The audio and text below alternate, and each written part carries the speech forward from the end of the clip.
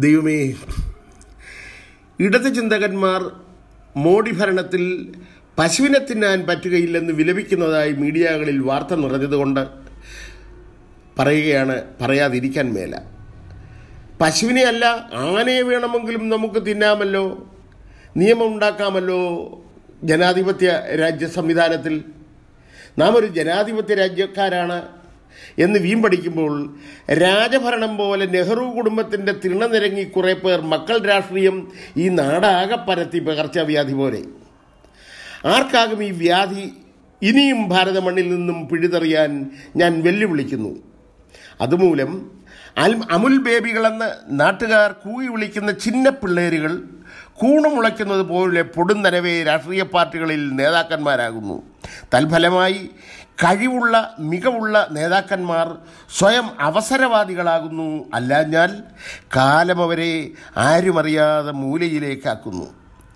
നാടിന് നഷ്ടമാകുന്ന വിലയുള്ള തലകളെ തലവന്മാരാക്കാതെ ഊളപ്പിള്ളേര് സാറ് കളിച്ച് നാട് മുടിച്ച് നാറ്റക്കേസാക്കുന്നു. ശത്രുരാജ്യങ്ങൾ ഊറിച്ചിരിച്ച് അവസരം ഉപയോഗിക്കുന്നു. നമ്മുടെ രാഷ്ട്രീയ ഭ്രാന്ത് കാരണം പാർട്ടി പറഞ്ഞ ഏത് മുണ്ണയ്ക്കും ജനം അവരുടെ വിലയുള്ള വോട്ടിൻ്റെ മഹിമയും വിലയും അറിയാതെ പന്നികളുടെ മുന്നിലെ മുത്തുപോലെ വോട്ടവകാശം നശിപ്പിച്ചു കളഞ്ഞ് നാടിനെ നാശത്തിലാഴ്ത്തുന്നു. നീചന്മാരും മണ്ടന്മാരും കൂടി നാട്ടിൽ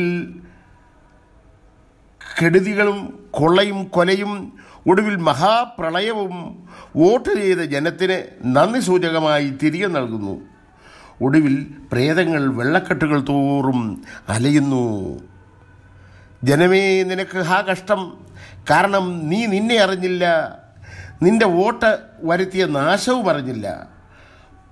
പാവങ്ങളല്ല നമ്മൾ, പാപികളാണ്. കാരണം ഭാരതമാതാവിനെ കാപാലികരായ കലാപകാരികൾക്ക് മേയാൻ നാം അനുവദിച്ചു.